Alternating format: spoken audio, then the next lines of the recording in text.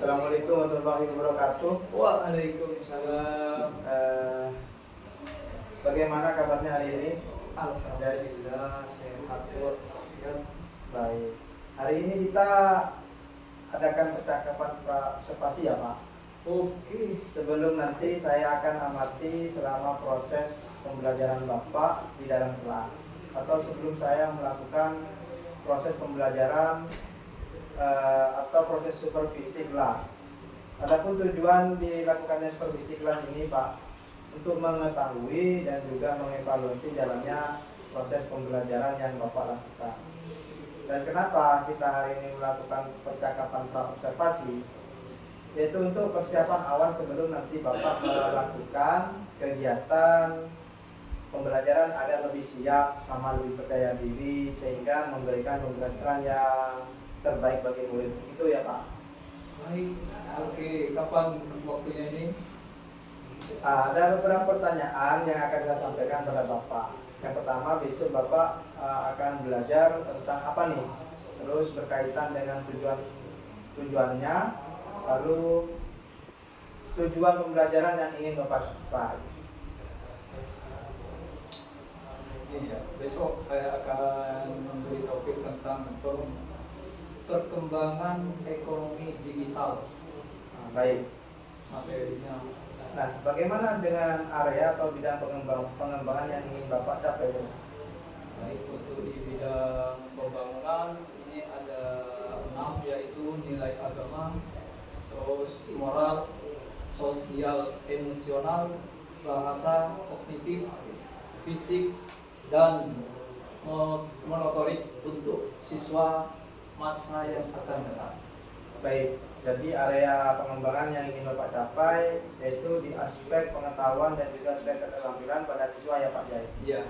Nah, saya ingin mendengarkan bagaimana rancangan pembelajaran yang ingin Bapak terapkan dalam kelas. Mungkin dari strategi pembelajarannya, model pembelajarannya, ataupun dari metode pembelajarannya. Ini baik ya, ini untuk strategi yang saya gunakan adalah pembelajaran berdiferensiasi berdasarkan kesiapan dan belajar siswa, biar siswa itu tertarik untuk belajar. Baik Pak. Kemudian lalu apa lagi Pak?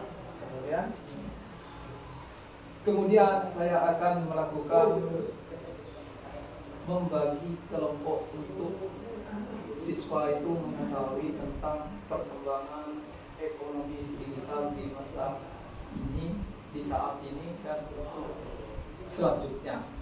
Baik. Dan untuk metode pembelajaran, saya menggunakan metode pembelajaran tanya jawab. Terus bercerita tentang usaha, tentang bagaimana cara mengelola keuangan. Baik Pak, jadi rencana pembelajaran yang akan Bapak lakukan di dalam kelas menggunakan strategi pembelajaran berdiferensiasi yang diintegrasikan dengan pembelajaran sosial emosional, menggunakan metode pembelajaran tanya jawab, bercerita, penugasan, dan hasil karya. Ya, iya Pak. Nah, bagaimana dengan media pembelajaran yang akan Bapak gunakan di dalam kelas? Untuk media pembelajaran saya menggunakan berbagai media, ya seperti alat peraga, terus LKPD, terus menggunakan LCD proyektor untuk siswa itu biar tertarik. Oke, jadi besok saya akan melakukan supervisi di kelas Bapak ya. Ya, oke. Baik, jadi besok saya akan melakukan supervisi untuk melakukan observasi kelas. Saya akan melihat dan mencatat hal-hal apa yang terjadi di dalam kelasnya Pak Jai. Oke, terima kasih. Baik Pak Jai, terima kasih atas waktunya. Sebelum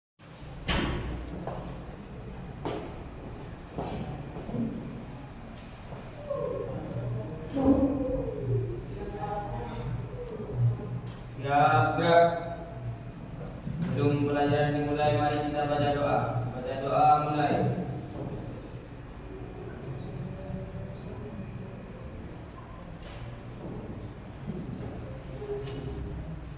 Doa selesai. Sallallahu ala Muhammad. Sallallahu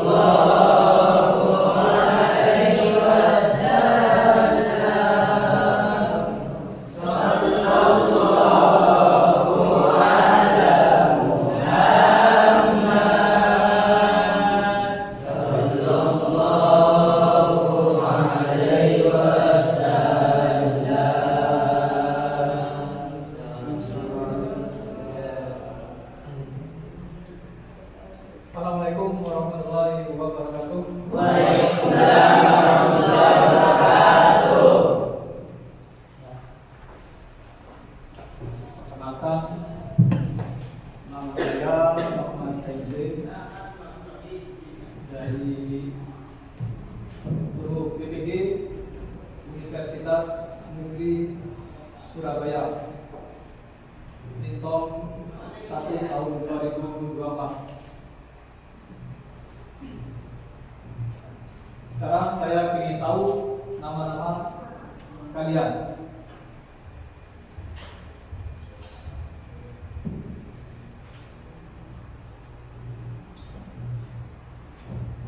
Ahmad Daniel Ifadilah. Abdul Khalid. Abdul Jawad. Kemana? Kemana Abdul Jawad? Salah ini. Oke, mudah-mudahan cepat sembuh. Amin. Abdul Rahman. Dewa. Ahmad Imam Ibn Khalid.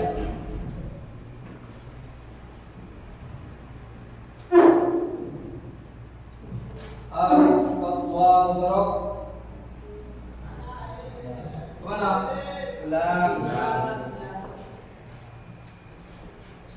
As'adur Rafiq. Bahardin. Damar Fauzi Kusuma. Dedi Saputra. Daichi. Mana Daichi? Bukan Pak. Sakit Pak. Di Masri Mahfud. Sakit juga. Fahrillah A. Fathur Rosi A. Sakit Pak. Sakit juga. Fathur Rosi B.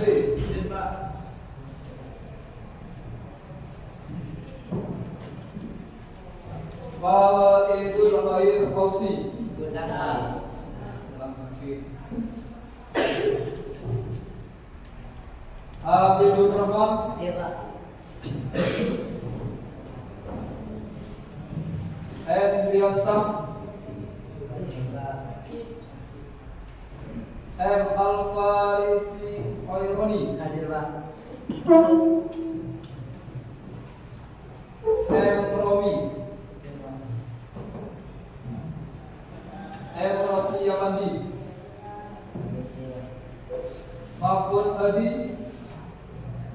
Miftahul Surur.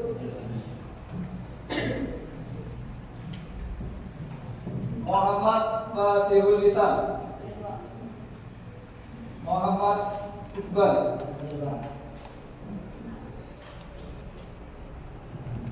Muhammad Rizvi Albani. Muhammad Rizki Sukti. Muhammad Ainur Siti Ilham. Muhammad Muhammad Agus Mikael Yusuf. Muhammad Horis. Muhammad Irfan.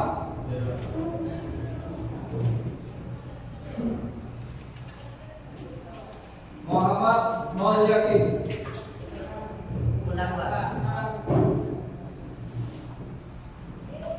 Nawab Rafiqul As'ad.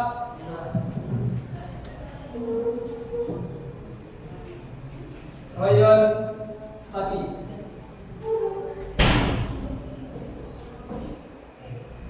Saifur Rahman. Salman Al-Farisi. Salihul Bari. Sainul Arifin.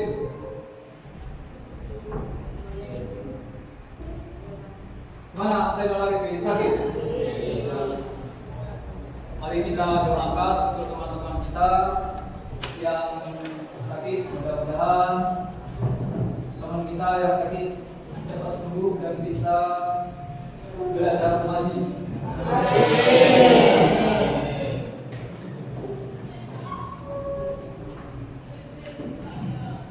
Ya, sekarang sudah tidak siap belajar? Siap. Bagus. Kalau sudah siap, buka bukunya. Ya. Pelajaran IPS. Pelajaran IPS.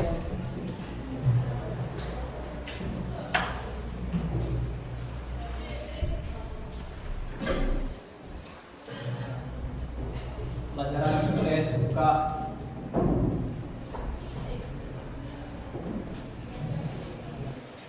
Kita lanjut materi yang kemarin. Ya, melanjutkan materi yang kemarin yaitu tentang apa? Sumber daya manusia dan sumber daya alam. Ya.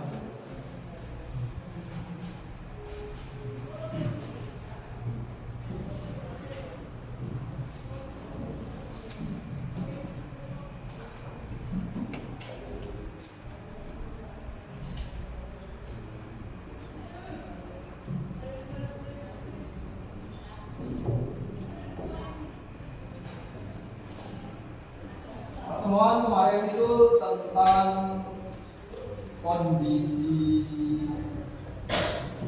alam ya. Bahkan tentang kondisi alam. Paham.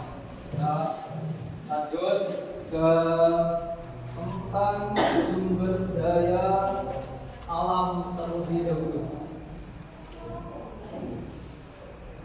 Sebelum apa sih? Nah, yang dimaksud dengan sumber daya alam? Sumber daya alam, tahu kan? Alam kehidupan yang bisa manfaatkan oleh kita semua sehari-hari. Sumber daya alam dan peranannya dalam kehidupan sehari-hari. Tumbuhan-tumbuhan, segala sesuatu yang ada di bumi kita di sini ya, itu sumber daya alam yang bisa kita manfaatkan sehari-hari, yang bisa dimanfaatkan sehari-hari. Makanya di sini sumber daya alam. Ya, sumber daya alam. Ya. Sumber daya alam di sini kan SDA. SDM. Nanti kita bahas yang pertama dulu tentang sumber daya alam. Ini sumber daya alam. Nah, ini kan tahu kan ini gambar ini. Nah, ini kan yang kita bisa manfaatkan yang ada di bumi kita. Nih. Sumber daya alam dan peranan dalam kehidupan sehari-hari.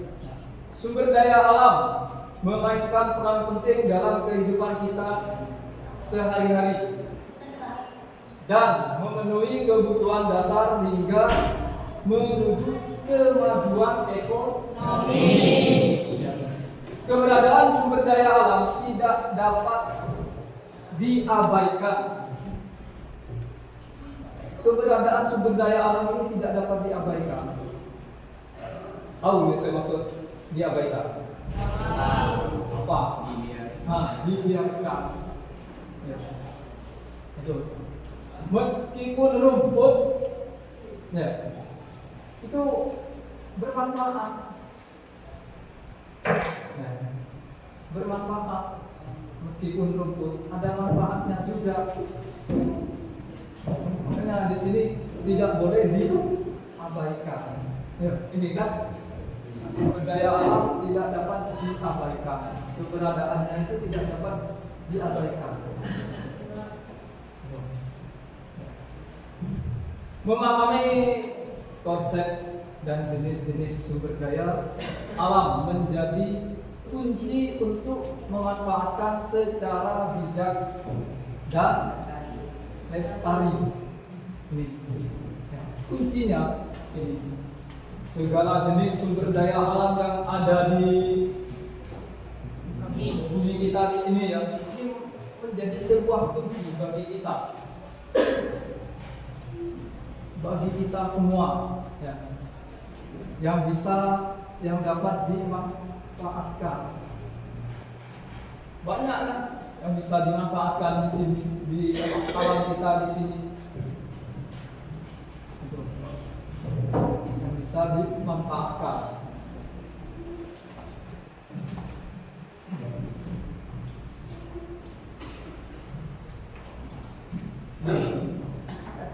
Sekarang pengertian sumber daya alam. Pengertian sumber daya alam. Sumber daya alam adalah segala sesuatu yang terdapat di alam. Yang terdapat di alam yang dapat digunakan untuk memenuhi kebutuhan segala sesuatunya.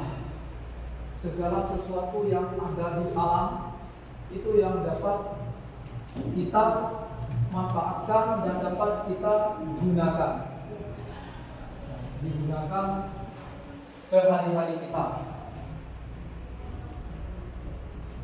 Contohnya, apa contohnya? Ada yang tahu contohnya yang dapat dimanfaatkan sehari-hari kita? Ikan, air, gelas, yang dapat dimanfaatkan sehari-hari kita. Terus yang kedua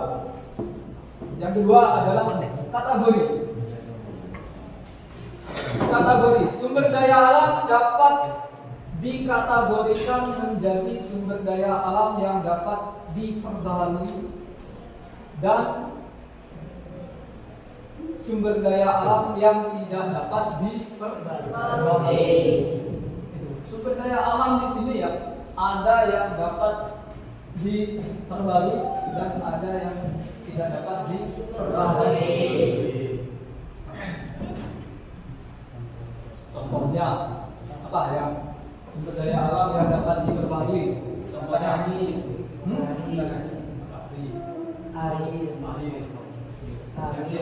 Yang tidak dapat diperbarui apa contohnya? Minyak tanah, emas,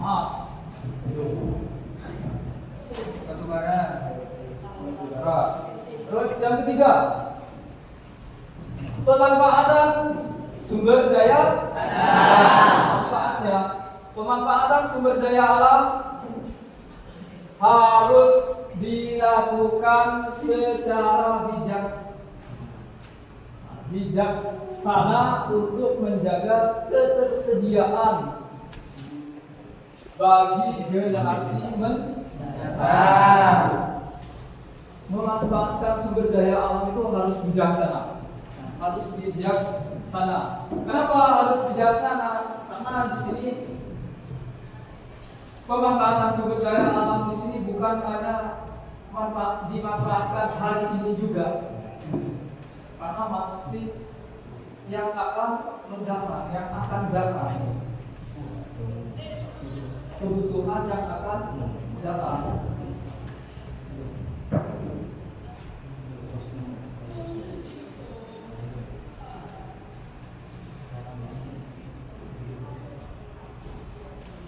Nah, ini tadi jenis-jenis sumber daya alam. Sekarang jenis-jenis sumber daya alam. Ini ada sumber daya alam hayati, sumber daya alam non hayati, dan sumber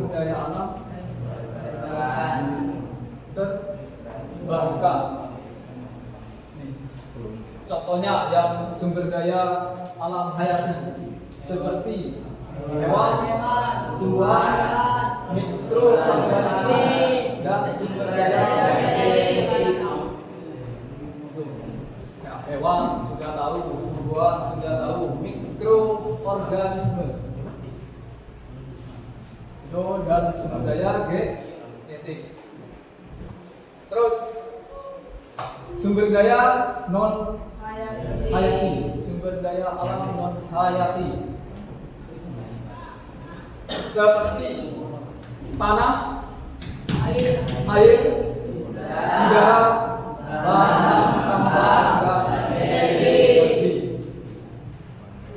Terus yang ini sumber daya alam terbarukan seperti hutan, pertanian, perikanan, dan energi angin. Ngerti saya maksud dengan hutan? Hutan di sini memanfaatkan kayunya. Terus pertanian, padi. Terus perikanan, lautan.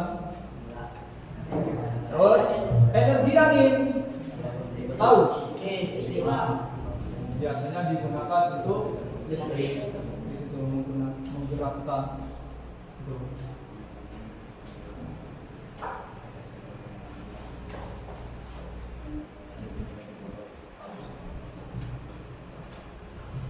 Sumber daya alam dapat diperbaharui. Nih, sekarang sumber daya alam yang dapat diperbaharui, yang dapat apa? Istilahnya itu untuk diperbarui lagi, ya, biar bisa lebih berguna dan bermanfaat. Tuh, ya, di sini sumber daya alam yang dapat diperbarui adalah sumber daya alam yang dapat digunakan secara terus menerus dengan melakukan upaya apa? Upaya apa? Dan pengelolaan yang baik. Contohnya air. Ya, di sini air, hutan, tanah, energi matahari, angin, dan gelombang. Saya contohkan di sini air. Air kan digunakan untuk apa? Sehari-hari. Ya. Itu air di sini dapat diperbaharui. Contohnya seperti apa? Digunakan untuk apa? Air minum. Dari air di sini ya, itu kan minuman di sini terbuat dari air yang bisa diperbarui. Seperti teh. Ya, diperbarui. Ada yang tahu? Tubuh kita di sini juga membutuhkan air. Membutuhkan air berapa liter tubuh kita? Dalam 24 jam tubuh kita membutuhkan air berapa liter? 2 liter. Di sini ya, dalam 24 jam itu ya, tubuh kita itu membutuhkan air selama 28 liter. Tubuh kita. Tapi 8 liter di sini kan tidak sekaligus diminum. Diminum langsung, kalau bila langsung diminum habis perut kita. Oke. Tuh contohnya. Terus manfaatnya, manfaat sumber daya alam dapat diperbarui memungkinkan kita memanfaatkannya.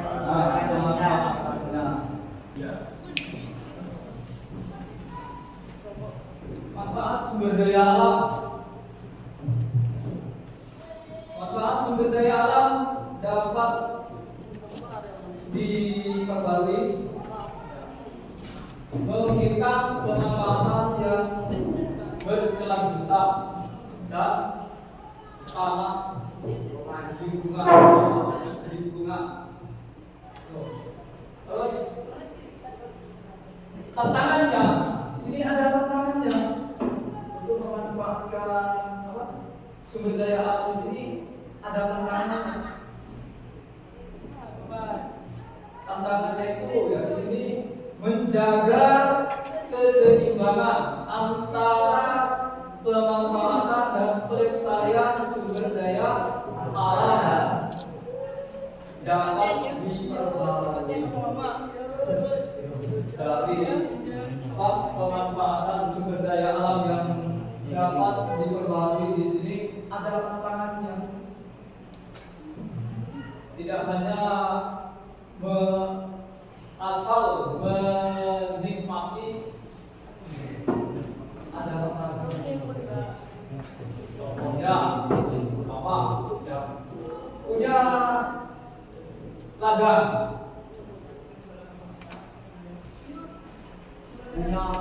bahkan ladang sepetak tanah lama tidak digunakan. Contohnya kayak di sekolah kita, kelas kita, ini kan banyak ladang yang sudah lama tidak digunakan. Tanah itu biar bermanfaat harus diapakan? Biar bermanfaat.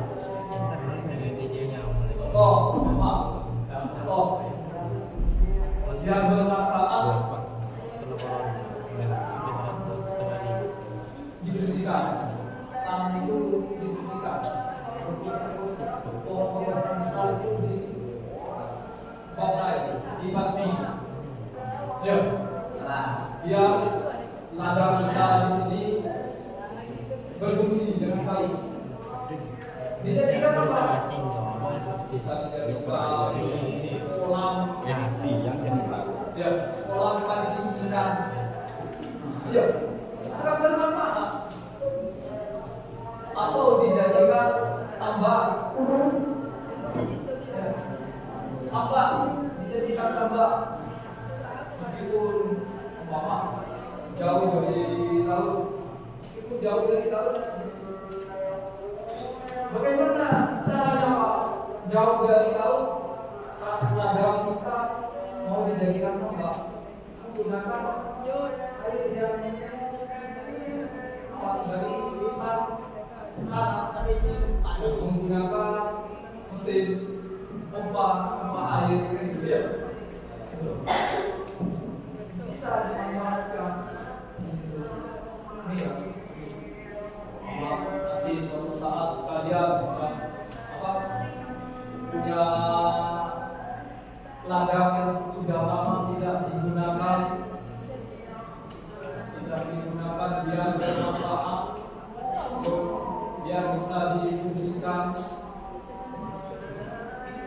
Proses banyak dijadikan apa lagi di pinggir jalan, tambah banyak manfaatnya. Kalau di pinggir jalan enak, bisa dijadikan buku atau lihat itu contoh salah satunya dia bermanfaat.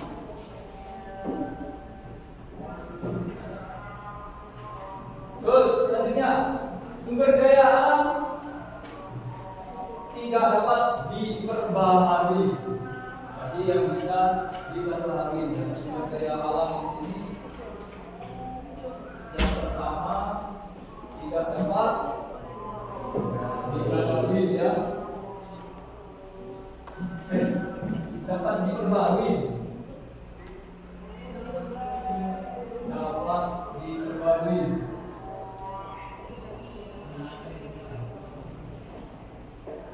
Terus yang kedua juga dapat diperbaharui.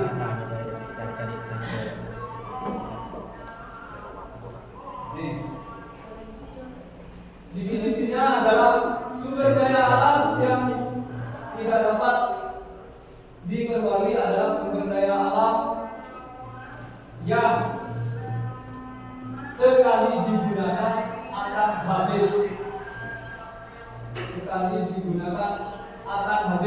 tidak dapat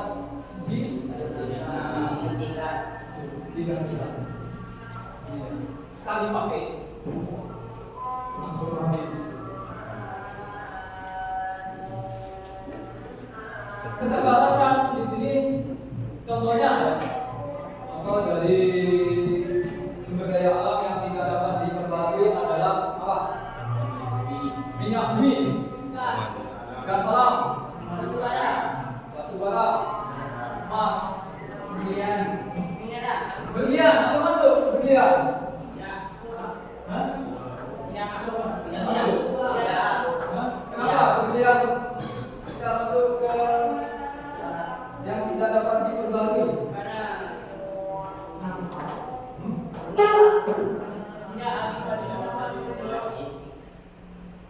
Kenapa? Hah? Tidak sekali pakai. Berlian itu tidak akan habis kan itu ya, kecuali tidak dijual. Kalau sudah dijual habis. Berarti masuk yang apa?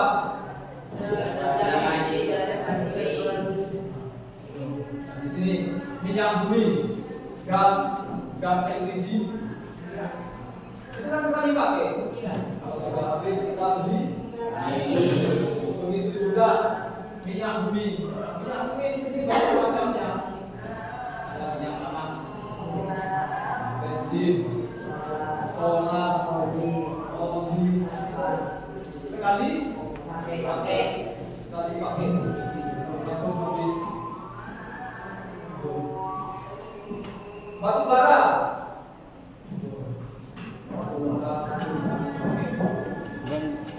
Kalau zaman dulu batu bara di sini digunakan untuk masak, ya, untuk istirahat dan kereta api. Zaman dulu ngomong.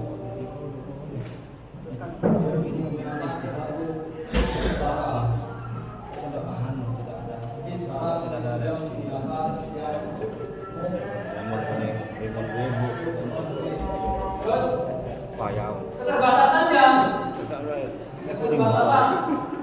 sumber daya alam tidak dapat diperbarui, memiliki jumlah terbatas dan harus dikelola secara hati-hati.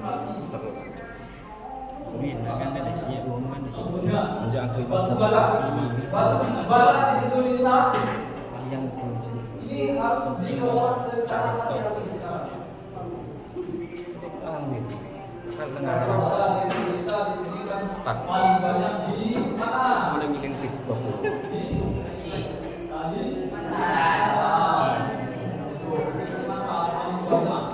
tapi di sini orang buat yang mau beli batu bara di Indonesia dibatasi. Sekarang tidak boleh kayak zaman-zaman dahulu bebas untuk membeli batu bara. Untuk membeli batu bara.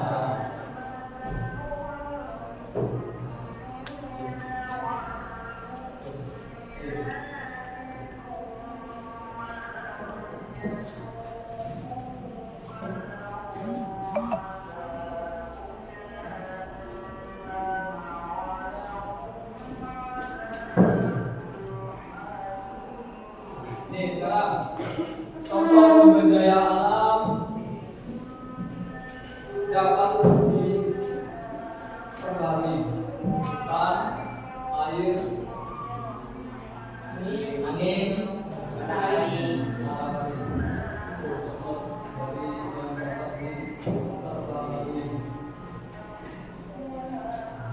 Ini contoh sumber daya alam yang tidak dapat diperbarui. Ini contohnya ada minyak bumi, terus gas alam, batu bara, mineral. Terus sekali pakai semua gitu. Pokoknya yang sekali pakai langsung habis pasti tidak dapat diperbarui. Tidak dapat diperbarui.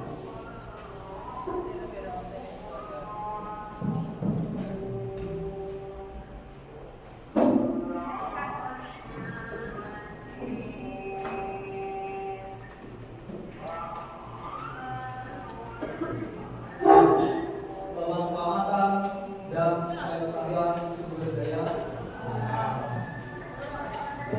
Kita pemanfaatan sumber daya alam. Agar pemanfaatan sumber daya alam memanfaatkan dan dia bermanfaat bagaimana?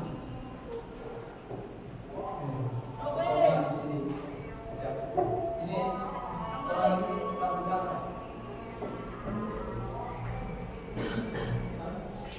menanam apa? Pohon apa? Pohon apa? Kalau di ini orang ini kan ada di tahu. Ada pohon apa? Bakau. Dia bermanfaat. Di laut itu dia bermanfaat. Terus pohon bakau itu bermanfaat.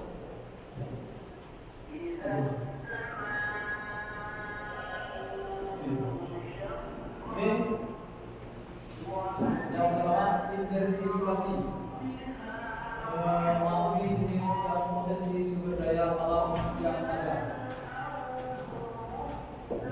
Memanfaatkan sumber daya alam yang ada. Biasanya pohon bakau di sini gampang ditemui, ya, atau gampang didapat. Nah, sehingga orang ini memanfaatkan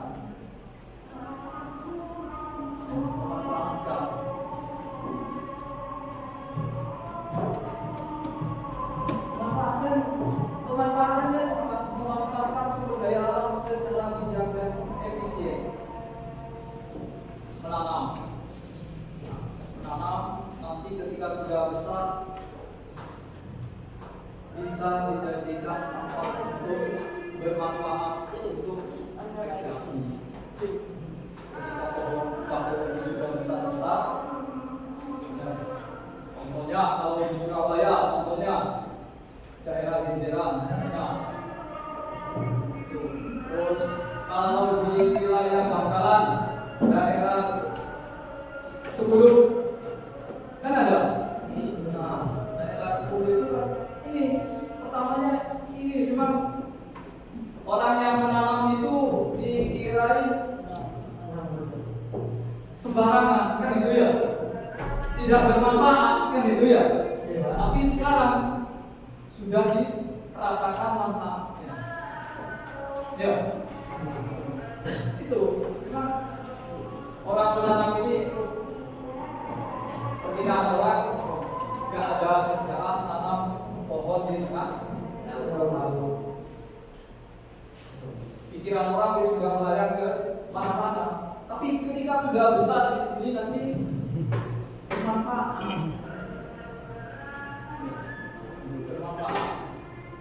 Maka dari situ ya pelestariannya dia harus menjaga tanaman-tanaman ini. Ya, nanti buat manfaat.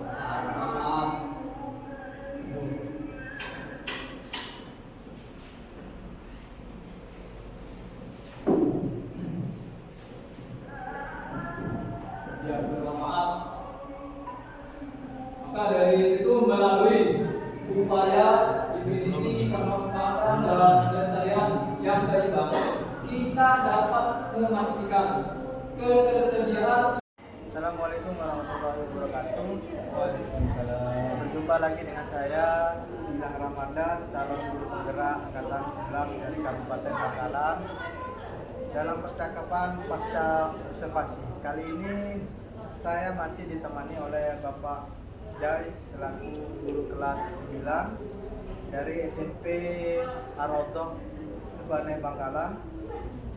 Kami akan melaksanakan percakapan pasca observasi setelah kegiatan observasi kemarin yang telah kita laksanakan. Baik, kita akan mulai. Baik, assalamualaikum Pak Jai. Waalaikumsalam. Gimana kabarnya Pak? Alhamdulillah baik. Nah, untuk pertanyaan pertama, perasaannya mengenai mengenai kegiatan observasi pembelajaran yang sudah kita laksanakan bagaimana Pak? Alhamdulillah senang karena ini sudah terlaksana kegiatan tersebut. Baik, alhamdulillah ya Pak. Bisa diceritakan kembali Pak area pengembangan yang Bapak lakukan di dalam kelas dan langkah-langkah apa atau tahapan pembelajaran yang sudah Bapak lakukan itu kira-kira apa saja? Untuk langkah-langkah selanjutnya untuk pribadi saya sendiri agar lebih baik dan termotivasi buat saya sendiri maupun untuk teman-teman yang lain agar lebih giat untuk mengajar anak-anak didik kita. Menurut Bapak, apakah area pengembangan yang Bapak kembangkan tadi sudah berhasil dengan baik? Baik Pak, siapa saja yang ingin Bapak ajak berkolaborasi? Nah, di sini banyak guru-guru yang mempunyai karsa yang bagus seperti Sikun, Pak Wid, terus Pak Luhut, dan guru-guru yang lain untuk memberi diskusi yang lebih baik lagi untuk menyampaikan materi biar ada perubahan dan peningkatan untuk siswa lebih semangat lagi belajar. Baik Pak, dari kucing ini kesimpulan dari Bapak apa saja? Sebenarnya saya pribadi biar semangat lagi cara kita menyampaikan materi bagi saya dan guru-guru yang lain, dan untuk siswa biar lebih termotivasi untuk belajar baik lagi, biar tambah semangat mungkin dengan cara-cara yang baru siswa itu lebih semangat lagi untuk belajar. Terima kasih Pak. Dari sekian rangkaian kegiatan supervisi akademik dari mulai percakapan observasi dan pasca observasi. Terima kasih kepada Bapak Zainuddin. Saya akhiri. Wassalamualaikum warahmatullahi wabarakatuh.